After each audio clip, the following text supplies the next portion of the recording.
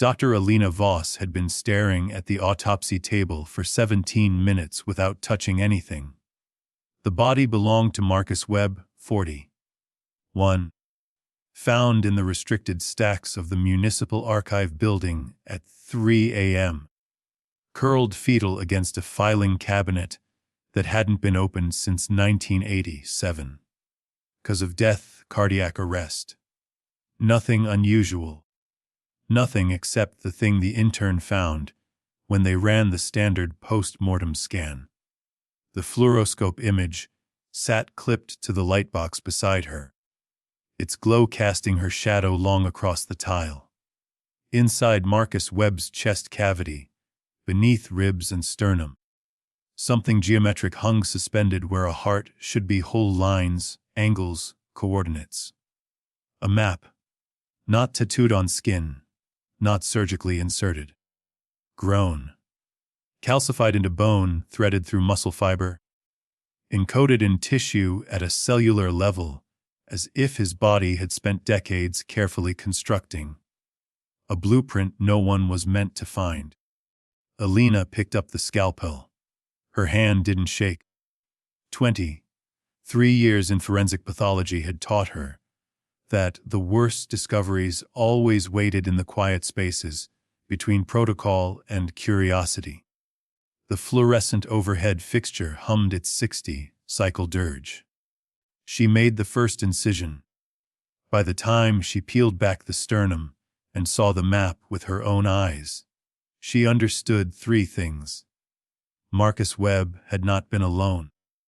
This was not the first body. And somewhere in the city, someone was already looking for her. Chapter 1.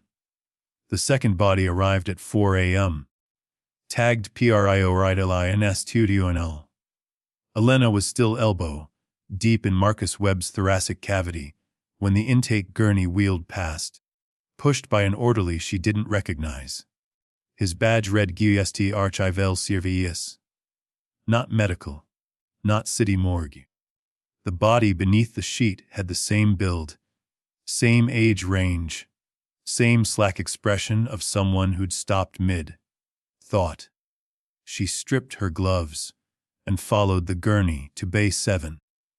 The orderly had already prepped the new arrival by the time she pushed through the doors. Another man, mid-40s, found collapsed in a maintenance shaft beneath the Central Transit Authority building, his work lantern still burning beside him. Another cardiac event. Another scan already clipped to the lightbox. Elena studied the image. The same geometric pattern. The same impossible coordinates mapped in bone and sinew.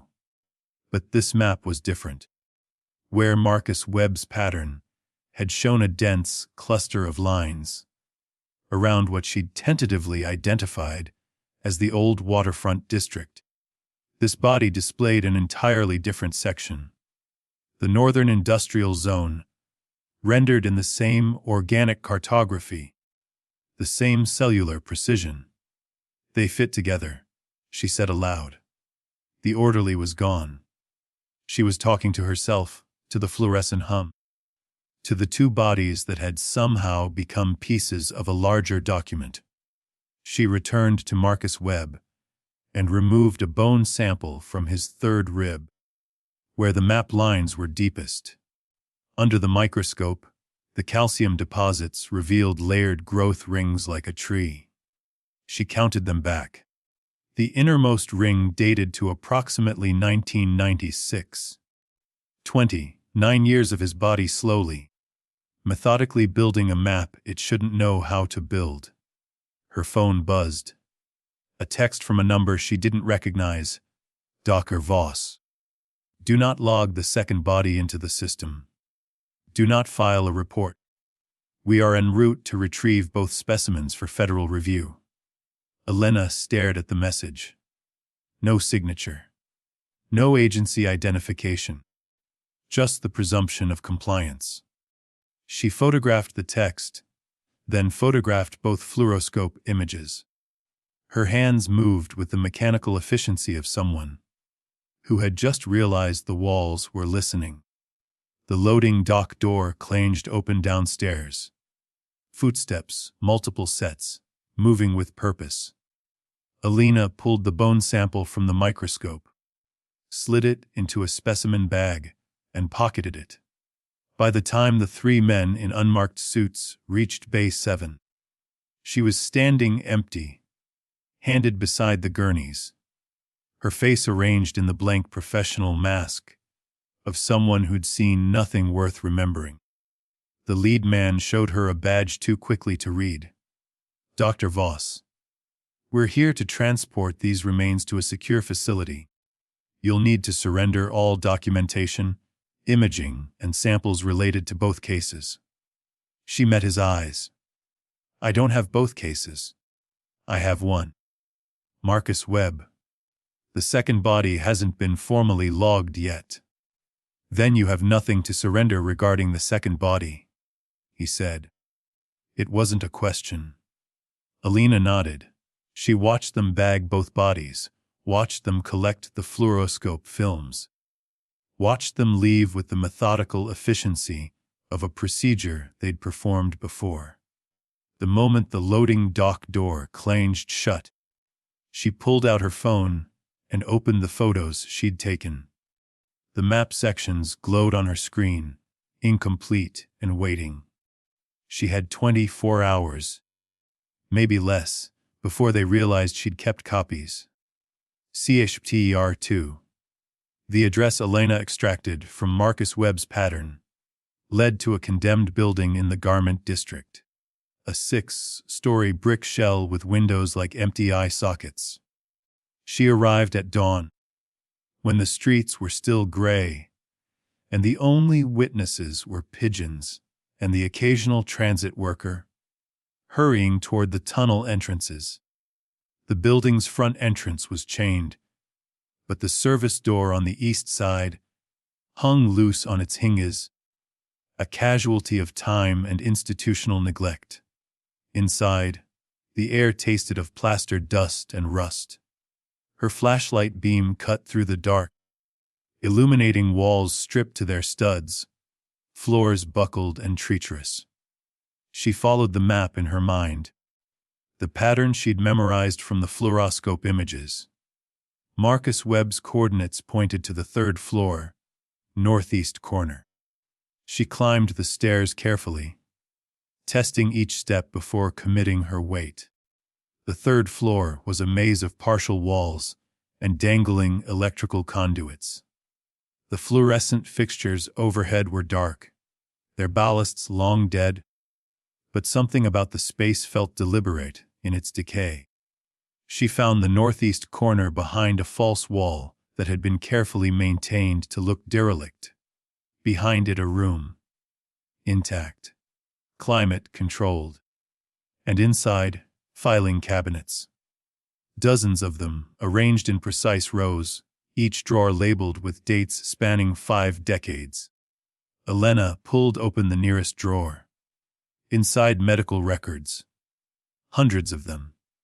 Names she didn't recognize, hospitals that no longer existed. Treatment protocols for a procedure with no official designation. She photographed the first 3 files, then moved to another cabinet. More records. More names. More of the same unlabeled procedure, performed over and over, year after year, across the city. She found Marcus Webb's file in the 1996 cabinet. The document was thin, perfunctory admission date. Attending physician, name redacted. Procedure code, numerical string she didn't recognize. Discharge date 3 days later. No description of what was done. No consent form. Just a single notation at the bottom in handwritten script. Pattern integration, Northwest Sector. Phase 1. Her phone buzzed. Another unknown number. You're being tracked. Leave now. Elena looked up. The room was silent except for her breathing and the distant hum of machinery somewhere in the building's bones. She photographed 5 more files, then stopped. Footsteps ascending. Multiple sets. The same measured rhythm she'd heard in the morgue. She moved to the window. 3 stories down. 2 black vehicles idled in the alley, their engines running, their windows tinted opaque. She counted 4 figures in the stairwell, moving up. No exit behind her, no fire escape visible from her position. She was boxed. Her hand found the specimen bag in her pocket. The bone sample she'd taken from Marcus Webb. She held it up to her flashlight. The map etched in calcium seemed to pulse under the beam, as if responding to proximity, to presence, to the room full of files that explained nothing and implied everything. The footsteps reached the 3rd floor landing. Elena made a decision. She grabbed 3 more files, stuffed them inside her jacket, and pushed through the false wall into the main corridor. She ran. CFTER3. The tunnel entrance Elena found wasn't on any official transit map. It was a maintenance access point behind a loading dock 2 blocks from the condemned building, marked only by a faded yellow stencil. M7. SUBSYSTM. The footsteps behind her had faded, but she didn't trust the silence. She descended the rusted ladder into darkness, her flashlight beam bouncing off concrete walls, slick with condensation. The tunnel stretched in both directions, narrow and low, ceilinged, lined with pipes and electrical conduits that hummed with current. She chose left, moving quickly, the stolen files pressed against her ribs inside her jacket. The air down here was different, colder, damper. And underneath the smell of mildew, she detected something else. Ozone. The sharp electric scent of machinery running at high voltage. After 200 yards, the tunnel opened into a junction chamber. 3 passages branched off into darkness, each marked with the same cryptic alphanumeric codes. But in the center of the chamber sat something that made Elena stop cold: a terminal. Ancient. Institutional, the kind of cathode ray interface she hadn't seen since medical school. Its screen glowed pale green, displaying a login prompt in blocky text. Intersradantiels. She approached slowly. No keyboard was visible, just a flat panel beneath the screen. She placed her hand on it. The screen flickered, text scrolling: biometry scan INCOMPT. ASIARIMPT or QIRD. Elena pulled the bone sample from her pocket. The map fragment caught the terminal's light, its etched lines seeming to glow faintly. On instinct, she pressed it against the panel. The screen went black. For 3 seconds, nothing. Then a CCS Gerardid. OADNGPR and RKIV. The terminal displayed a map. Not of streets or buildings, but of bodies. Hundreds of them scattered across the city, each marked with a date and a designation code. The same pattern Elena had seen in Marcus Webb and the second victim, but complete now, interlocking. A cartographic puzzle, assembled over decades across living hosts who didn't know they were part of a larger design. She scrolled through the archive. Each body was a piece. Each piece encoded a different section of the city, not as it was, but as it would be. Future construction zones. Buildings not yet built, streets not yet paved. All mapped in advance and stored in human tissue as a distributed biological record that couldn't be hacked, couldn't be corrupted, couldn't be erased without killing the host. The terminal beeped. New text scrolled: Maiwara Sisiride Rasisand Rastuinasitsart Ogropitia Pete Datia Ramamane and Palakesi. Rotarival to EM Despiatied. Elena yanked the bone sample away. The screen died instantly, plunging the chamber back into flashlight, dim shadows. She grabbed the 3 files from her jacket and spread them on the ground, cross, referencing names against the terminal's list. All matches. all part of the pattern. Behind her from the tunnel she'd entered came the sound of boots on concrete. Multiple sets, moving fast. No flashlights yet. But she could hear their synchronized breathing, the click of equipment against tactical vests. They'd been waiting for her to access the terminal. They'd been tracking the bone sample. Elena swept up the files and ran deeper into the junction, choosing the passage marked M7C. The tunnel sloped down, the air growing colder, the hum of machinery intensifying until it vibrated in her teeth. She counted her steps, 300, 400, until the passage ended at a steel door, marked AUS Orizid Person NLONLY. Subes URFAs Karogaparexis RVY. She tried the handle locked. Behind her, the footsteps were closing, maybe 50 yards back. She pressed her shoulder against the door, then stopped. The door wasn't locked. It was sealed from the inside. She could hear something on the other side, voices, multiple voices, speaking in unison, repeating coordinates in a rhythmic chant that made the hair on her neck stand vertical. Elena pressed her ear to the door. The coordinates they were chanting matched the map fragments she'd memorized from Marcus Webb's body. They were reading the map aloud, as if speaking it into existence, as if language and location were the same thing. The footsteps behind her stopped.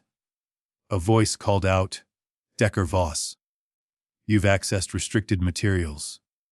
Come back to the junction. We can explain everything." She didn't move. She stared at the door, at the voices beyond it, at the choice crystallizing in front of her. Go back and accept whatever explanation erased her knowledge, or go forward and learn why human bodies were being used as living blueprints for a city that didn't match the one she walked through every day. She made her choice. She raised her fist and knocked 3 times. The chanting stopped. The door opened. CATR4. The room beyond the door was larger than the tunnel network had any right to contain. A vaulted chamber carved from bedrock and lit by harsh halogen floods mounted on tripods. In the center, a table. Around the table, 12 people in hospital gowns, their backs marked with the same surgical scars, their voices now silent, their eyes tracking Elena with an expression she couldn't name. Recognition, expectation, relief. She stepped inside. The door sealed behind her with a pneumatic hiss that made her flinch. The people at the table didn't move. One of them, a woman in her 60s with gray streaks in her surgical gown, spoke first. "You brought the sample," she said. Not a question. Elena's hand went to her pocket. "Who are you?" "We're the archive," the woman said. "The walking library. The ones who carry the city they told us would never be built." She gestured to the table. On its surface, more maps. Hand-drawn, precise, annotated in margins with dates and technical specifications. They put the blueprints inside us 30 years ago. Said it was a medical trial. Said we were volunteers for bone density research. We didn't know we were being turned into storage. Elena moved closer. The maps on the table matched the patterns she'd seen in the bodies, but more detailed now, layered with infrastructure plans, zoning codes, population projections. "What city is this?" "This city," the woman said. 50 years from now. After the flooding, after the reclamation, after the districts get redrawn. They needed a backup that couldn't be destroyed by fire or flood or electromagnetic pulse. So they made us into redundant storage. 12 of us, each carrying a different section. When one dies, the pattern transfers to a new host. That's what your Marcus Webb was. Host Generation 3. Elena pulled out the bone sample. Then this. As the key, the woman interrupted. The decoder. Without it, the pattern is just noise. With it, you can read the future they're building without telling anyone. The consolidation zones. The forced relocations. The neighborhoods that get erased to make room for the new grid. One of the men at the table stood. His gown shifted, revealing surgical scars across his ribs, his spine, the backs of his legs. "They've been killing us off," he said. One by one. Making it look natural. Cardiac arrest, aneurysm, stroke. Anything that lets them retrieve the body before anyone looks too close. You found 2 in one night, because they're accelerating. The project's reaching completion. They don't need us anymore. Elena felt the bone sample grow warm in her hand. "Why haven't you gone public?" "We tried," the woman said. 6 of us went to journalists. 4 went to federal investigators. 3 went to elected officials. She paused. None of them are in this room. The implications settled like cold water in Elena's chest. "How many of you are left?" "Counting you." The woman smiled, and it was the saddest thing Elena had ever seen. 13. The door behind Elena shuddered. Someone was cutting through the seal. She could hear the whine of a pneumatic saw. The scrape of metal on metal. The people around the table didn't react. They'd heard this sound before. Elena spread the stolen files on the table. "These are from the 1990s. Host Generation 1 and 2. If they're accelerating the terminations, there's a reason. They need something." "Access," the woman said. "To the central node. The 13th position. The one that integrates all the other patterns into a single master blueprint. That's you now. You touched the sample. You accessed the terminal. The system recognized you as a carrier." Elena's hand went to her chest, to the place where her heart beat steady and unaware. "I'm not. You are," the woman said. "The moment you interfaced with that terminal, using Marcus Webb's bone fragment, you accepted the transfer protocol.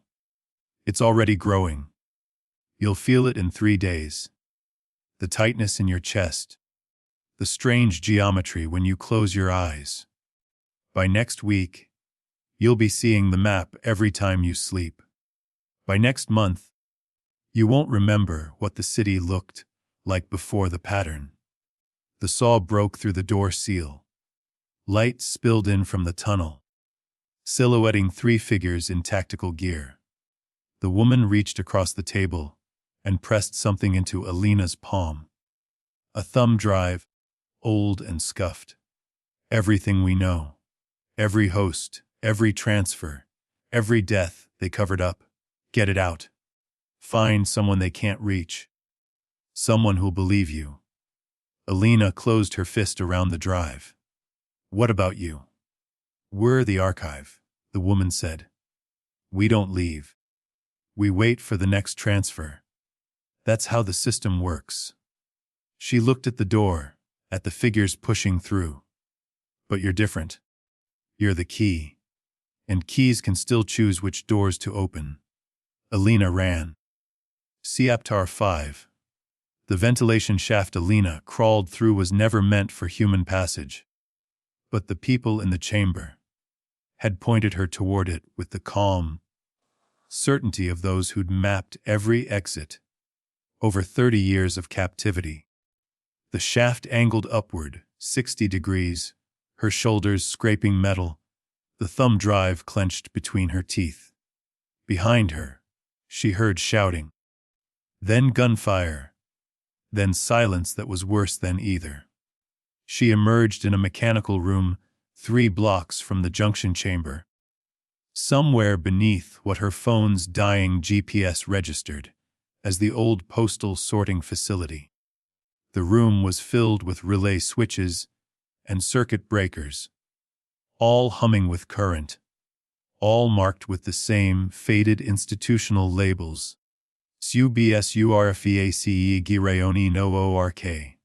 She caught her breath, pulled the thumb drive from her mouth, and checked the time. 4:45 a.m. The sun would be up in 90 minutes. She needed a computer. Not her personal device, not her work terminal. Something air-gapped. Something they couldn't trace. She thought of the municipal library, its public access terminals scrubbed daily, its security cameras on a 72-hour overwrite loop. She could reach it before opening if she moved now. Elena climbed the service ladder to street level and pushed through a basement access door. Into the gray pre-dawn. The streets were empty except for a single street sweeper, making its mechanical rounds, its brushes throwing up clouds of grit. She walked fast. Not running, keeping her head down. Just another city worker ending a night shift. Her chest tightened. The woman's words echoed 3 days.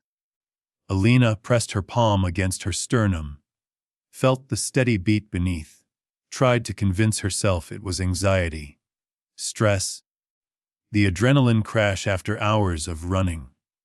But underneath that beat, underneath the reassuring rhythm of muscle and blood, she felt something else. A pull. A magnetic north that had nothing to do with geography, and everything to do with the 12 people she'd left behind in that chamber. Their patterns calling to the new pattern, taking root in her bones. She reached the library at 5:30.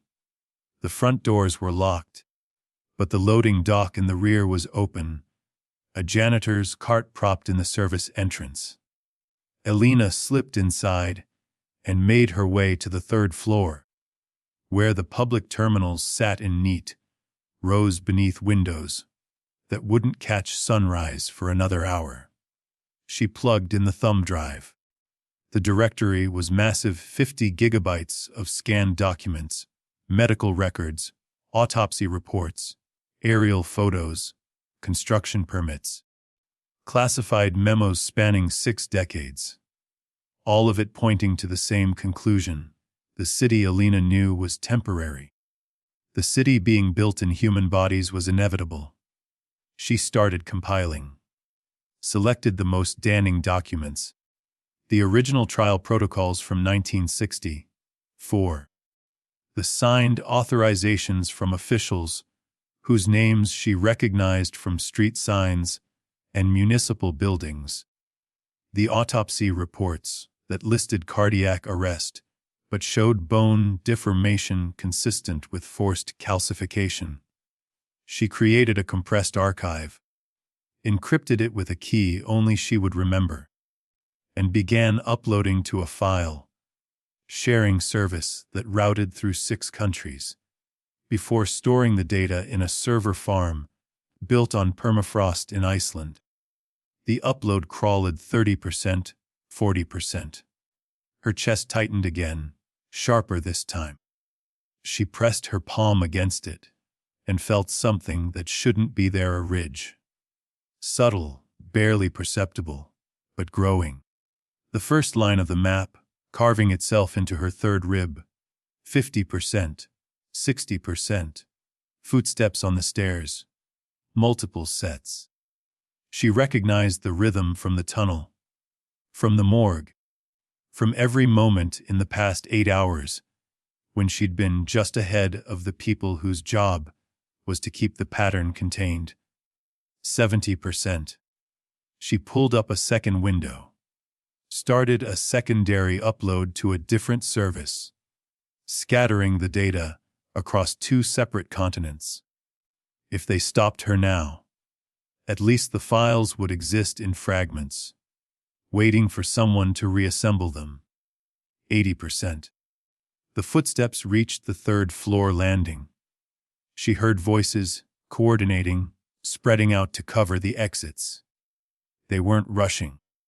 They knew she had nowhere to go. 90%. Elena typed one final command: scheduled release. If she didn't cancel the timer in 72 hours, the encrypted archive would automatically post to 24 news outlets, academic institutions, and federal oversight committees. A dead man's switch, except she wasn't dead yet. 95%. The footsteps were close now, moving between the terminal rows, checking each station.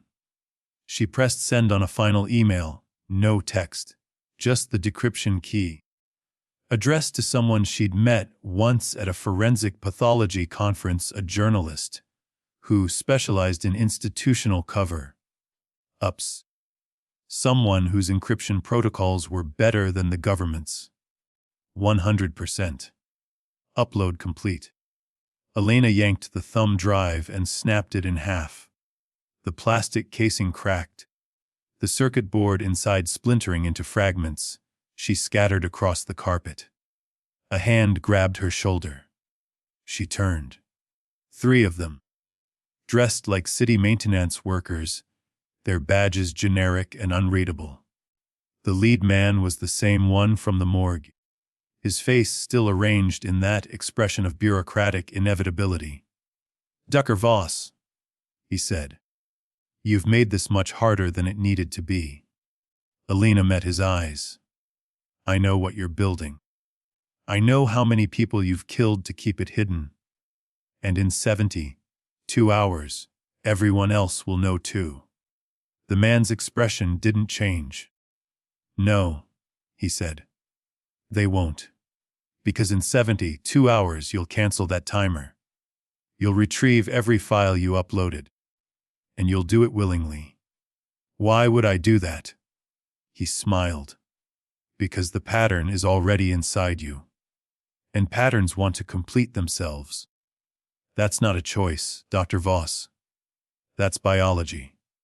Chapter 6. They took her to a facility that didn't exist on any map Elena had ever seen. A 3-story concrete structure, buried beneath what her captors called Sector 12. Though she'd lost track of direction after the 3rd transfer between unmarked vehicles. The holding room was small, windowless, lit by a single fluorescent panel that flickered with a 60-cycle rhythm identical to the one in the morgue. The familiarity was intentional. They wanted her to remember where this started. A man entered at hour 6 of her detention. Not the lead agent from before, but someone older, wearing a suit too expensive for government work and a lapel pin she didn't recognize. A geometric symbol that matched the patterns she'd seen in the bodies, in the maps, in the architecture of the facility itself. He sat across from her at the steel table and placed a tablet between them. "Dr. Voss," he said. "My name is Director Carver. I oversee the Distributed Cartographic Archive. I believe you've seen our work." Elena said nothing. Her chest ached, a constant pressure now, like her ribcage was slowly being compressed from the inside. Carver swiped the tablet screen. Images appeared, the 12 people from the chamber, each one's medical file displayed in clinical detail. These individuals volunteered for a long-term study in 1964. They were fully informed. They were compensated. And they understood that their participation would serve a greater civic purpose. "They told me you killed 6 of them," Elena said. "They told you what they needed to tell you to ensure your cooperation," Carver replied. "The truth is more complicated. Yes, we've had to retire certain hosts as the pattern evolved, but each retirement was medically necessary. Their bodies were failing. The calcification was causing organ damage. We gave them peaceful deaths and ensured their patterns transferred to healthier carriers. That's not murder, Dr. Voss. That's protocol." Elena leaned forward. "What happens when the pattern is complete? When all 13 pieces integrate?" Carver smiled. It was the expression of someone revealing a secret they'd kept for decades. We rebuild. The city you see above us, the one you think is permanent, is dying. Infrastructure collapse, climate displacement, economic stratification beyond repair. So we planned ahead. We mapped the next iteration, encoded it in a medium that couldn't be destroyed, and waited for the right moment to begin implementation. That moment is now. In 6 months, the coastal flooding will accelerate. In 18 months, the federal reclamation zone will be established.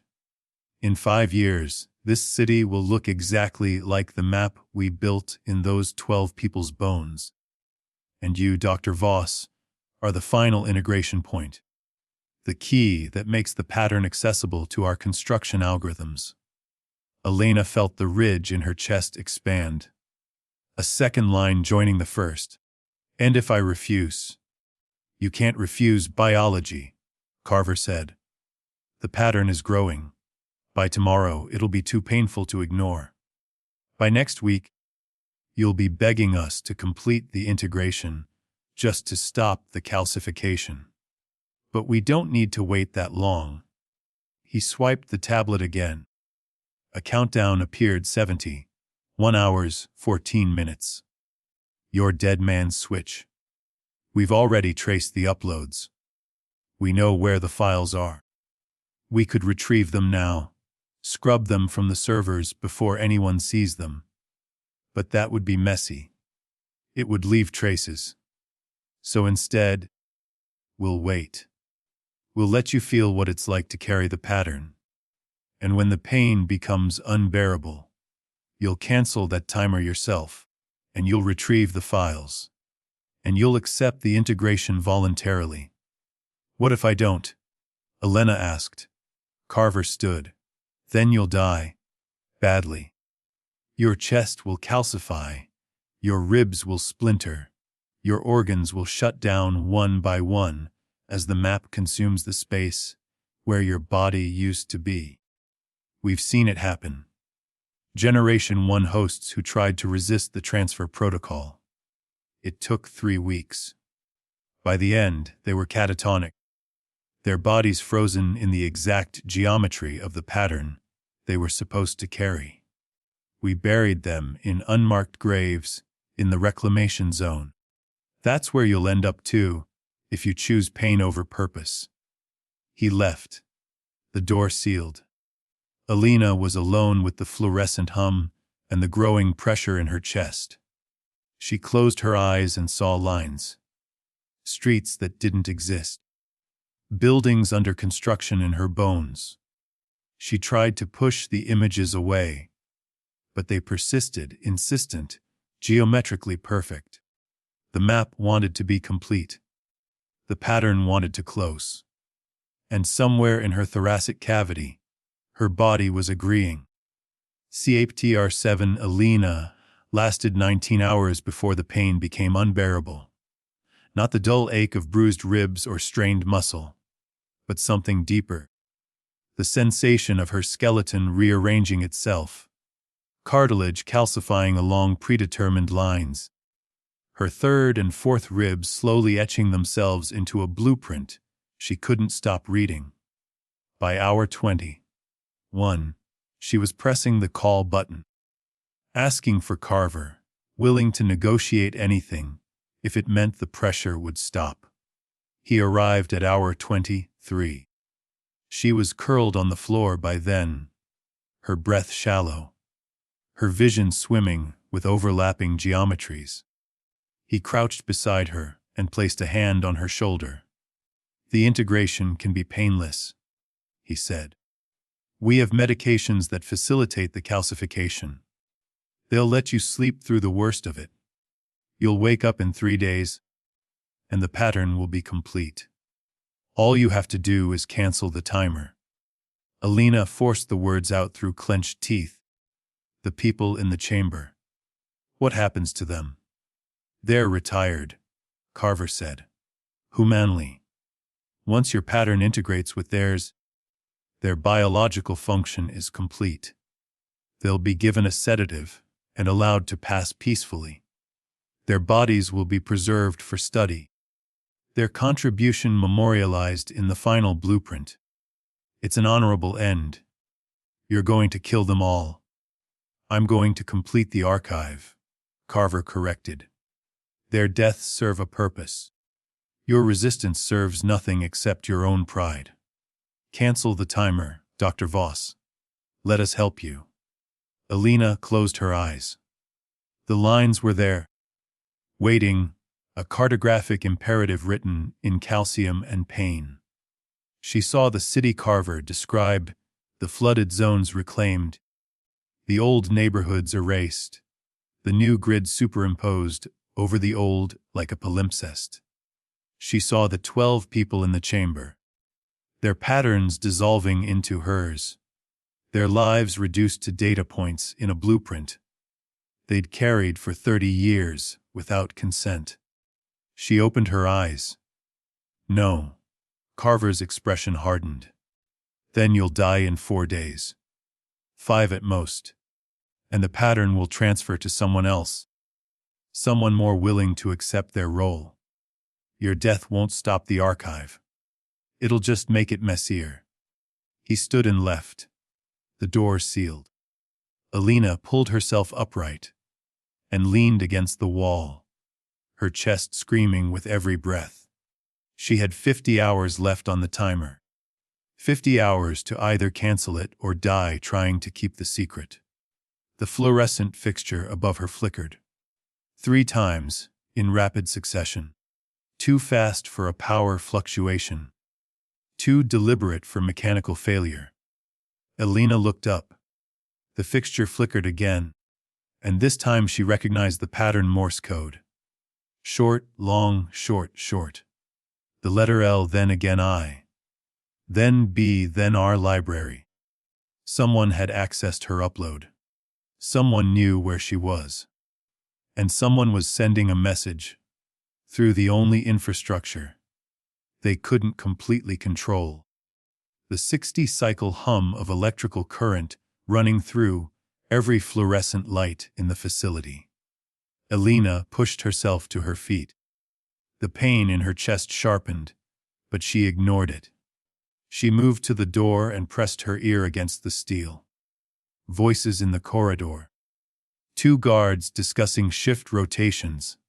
Complaint about the ventilation system malfunctioning in subsector C. The same ventilation system that had carried her out of the chamber. The fluorescent flickered again, KEY. Elena reached into her pocket and pulled out the bone sample. She'd hidden it inside a seam in her jacket lining before they searched her. A gamble that no one would look twice at a small irregular lump in the fabric. She held it up to the light. The map fragment glowed faintly, reacting to proximity, to the pattern growing in her chest, to the facility's electromagnetic fields. The light flickered once more. O-P-E-N. Elena understood. The bone sample wasn't just a decoder. It was a key. Physical access to every terminal, every sealed door. Every subsystem in the Distributed Cartographic Archive. Because the pattern wasn't just data. It was architectural integration. It was the building's nervous system given form. She moved to the door's electronic lock panel. It required a keycard, a code, and a biometric scan. She placed the bone sample against the scanner. The lock disengaged with a soft click. CHAPTER8. The corridor outside Elena's cell was empty. Lit by the same flickering fluorescence, their 60-cycle hum now sounding less like infrastructure and more like language. She moved quickly, following the light pattern. Left at the junction. Straight through the administrative wing. Down the stairwell to subsector C, where the ventilation system gaped open, its access grate removed, its shaft angled toward surface. She heard voices behind her, shouts, footsteps accelerating. They'd noticed the open cell. She crawled into the vent shaft and pulled the grate closed behind her, her chest screaming protest as she wedged herself forward through the narrow space. The shaft sloped upward, 30 degrees, her shoulders scraping metal, the bone sample still clutched in her fist. After 50 yards, the shaft branched. She chose right, following another flicker pattern in the electrical conduits running parallel to the vent N. ORTH. The shaft narrowed further, almost too tight to pass. But she forced herself through until it opened into a maintenance room filled with servers, their LED indicators blinking in coordinated patterns that looked less like network traffic and more like a heartbeat. Elena pulled herself out and stood. Her chest felt like it was cracking open, the calcification accelerating, the map demanding completion. She stumbled to the nearest server and pressed the bone sample against its side. The LEDs flared bright, then synchronized into a single pulsing rhythm. Text scrolled across a monitor mounted to the rack Desteri Budud Rhiv EACCSS Durantid. Subiesviestim OVR Rudanemlubdi. She typed one command par RGINT Grepierokol. The servers whined, their cooling fans spinning up to maximum. Text scrolled faster Yaraniga Parg mile Iras Al Petiar Dita INCL Digi Ost Ein Te Igradiariki S Kofirm Wideren. Elena's hand hovered over the keyboard. If she confirmed, the archive would be destroyed. 50 years of data erased. The map built in 12 people's bones rendered useless. But those 12 people would also be erased. Their patterns, their identities encoded in tissue and calcium, all deleted. They'd become nothing but bodies again. No longer carriers, no longer archive. Just people who'd suffered for nothing. The door behind her burst open. Carver stood in the frame, flanked by 4 guards with weapons drawn. Elena Voss. Step away from the terminal. Elena's finger moved to the Y key. Stop, Carver said. His voice was sharp, desperate. You don't understand what you're about to destroy. This isn't just data. It's contingency. It's survival.